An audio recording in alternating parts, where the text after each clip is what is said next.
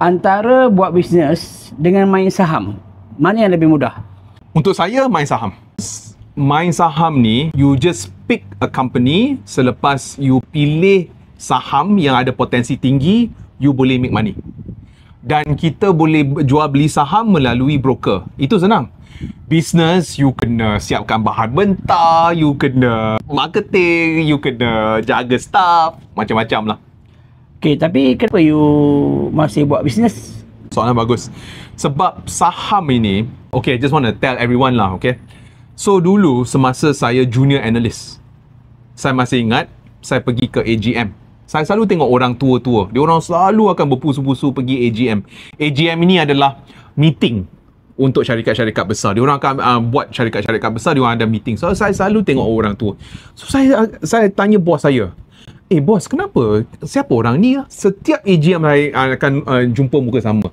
Okay. So bos saya kata, ini adalah jutawan senyap, di mana selepas diorang dapat gaji, diorang akan letak duit dalam saham.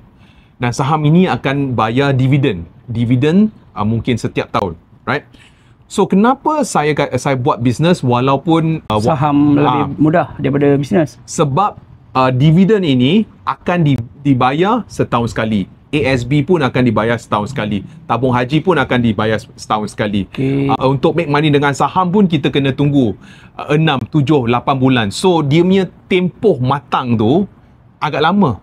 Okay. Tetapi tiap-tiap bulan kita kena makan, kita kena bayar untuk hospital, untuk parent kita, atau kita kena bayar duit sekolah. So that's why business tu penting untuk maintain dia punya cash flow setiap bulan.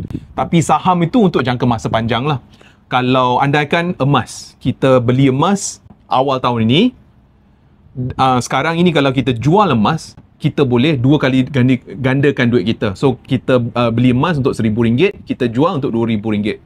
Tapi tempoh tu sampai 10 bulan kita kena tunggu. So apa yang kita kena buat? Untuk bulan Februari, bulan Mac, bulan April, semua tak ada duit. Cash flow kosong. Okay, jadi maksudnya yang kita kena tahu adalah bila kita perlu buat sesuatu tu. Maksudnya bila perlu main saham, dia tahunan punya.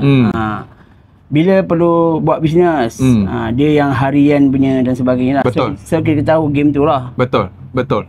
So business bagi cash flow yang steady, saham itu boleh bagi cash flow, tapi kita kena tunggulah dia punya tempoh matang.